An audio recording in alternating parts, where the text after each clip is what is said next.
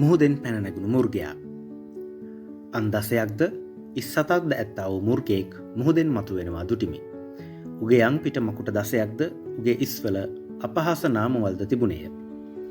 මාදුටු මුර්ගයා අඳුන් දිවියෙකුට සමානය. උගේ පාද වලසෙකුගේ පාද වැනිය. උගේ කට සිංහෙකුගේ කට වැනිය. මහා සර්පයා තමාගේ පරාක්‍රමයත් තමාගේ සිංහාසනයත් මහත් බලයත් ඌට දුන්නේය.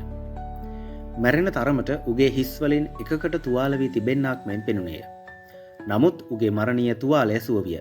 මුළු ලෝකයා මුර්ගයා පස්සේ පුදුමව ගියෝය.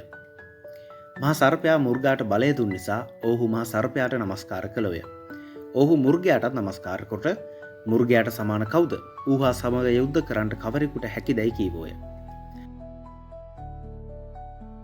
අහංකාර දේවල්ද දේව අපහාසද කතා කරන මුඛයක් ඌට දෙන ලද්දේය. මාස 42ක් පවතින්ට ඌට බලය දෙන ලද්දේය. එවිට ඌ දෙවියන් වහන්සේට විරුද්ධව අපහාස කරන පිණිසද උන්වහන්සේගේ නාමයට සහ උන්වහන්සේගේ මණ්ඩපයටත් එනම් ස්වර්ගයේ වාසය කරන්නන්ටත් අපහාස කරන පිණිසද මුඛය ඇරියේය. තවද ශුද්ධවන්තයන්ට විරුද්ධව යුද්ධ කරන්නටද ඔවුන්ගෙන් ජය ගන්නටද ඌට ඉඩ දෙන ලද්දේය.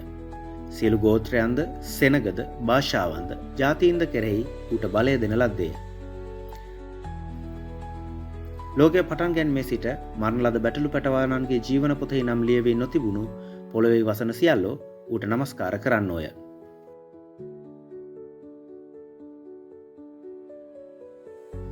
යමෙකුට කන් නැත්තේද ඔහු අසාවා. යමෙක් වහල්කමට නියම නම් ඔහු වහල්කමට යන්නේය. යමෙක් කඩුවෙන් මරන්නේ නම් ඔහු කඩුවෙන් මරණු ලබන්නට ඕනෑය. මෙහි ශුද්ධවන්තයන්ගේ ඉවසීමත් ඇදහිල්ලත් ඇත්තේය.